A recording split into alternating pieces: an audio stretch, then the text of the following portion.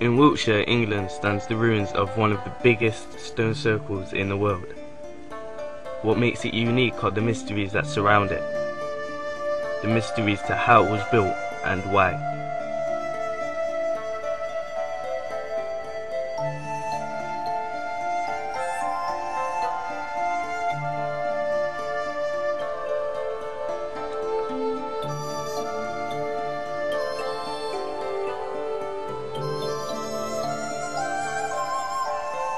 Let's go back to 3100 BC when preparations for building Stonehenge began. Stonehenge didn't start off with any stones at all. It started off as a circular ditch, a henge.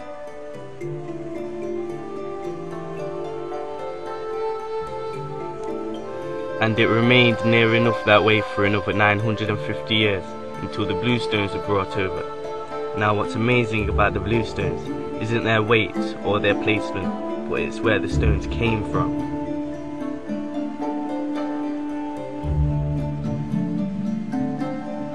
Stonehenge's location.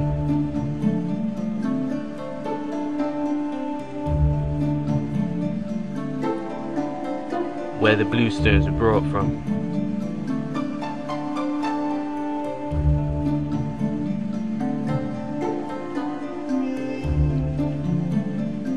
A distance altogether of 240 miles. Now that's a far way to carry 80 stones, weighing roughly 4 to 7 tons. But the rocks weren't just carried. Apparently they were also floated on rafts through the mouth of the River Severn.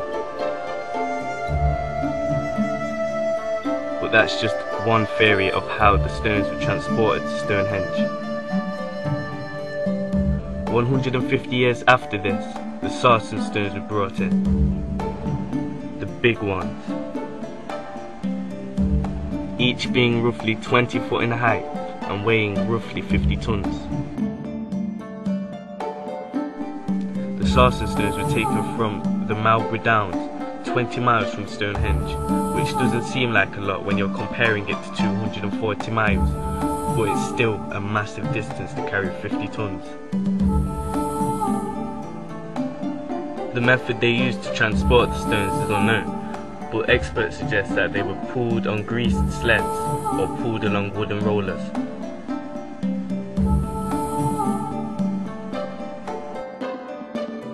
Other methods, for example, a video on YouTube called "The Man That Can Move Anything" shows a single man moving heavy blocks with ease.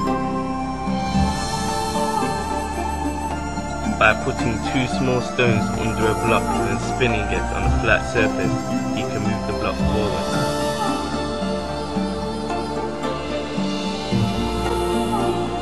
Which is all well and good if you have a flat, hard surface to spin the rock on, but using this technique on grass would just embed the stone into the ground, and you wouldn't be going anywhere.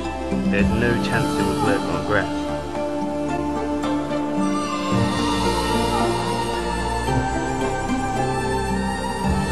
To see how perfectly aligned Stonehenge is, you have to look at the stars.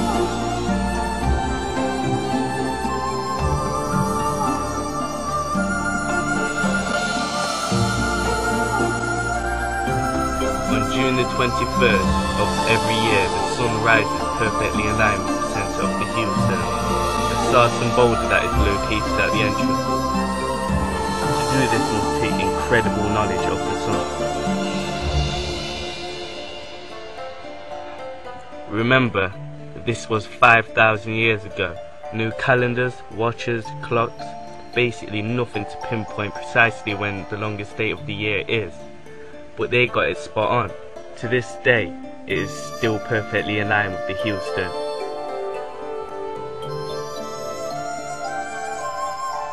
And the sun wasn't the only thing Stonehenge was aligned with.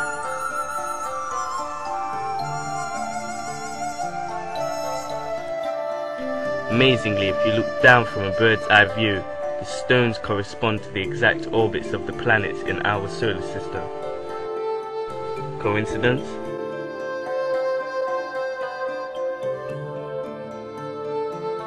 Let's take a trip to Teotihuacan in Mexico.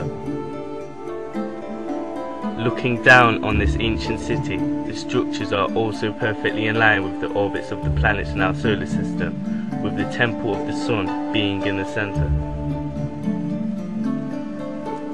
Two ancient civilizations with gigantic structures halfway across the world from each other, aligned perfectly with the stars and planets.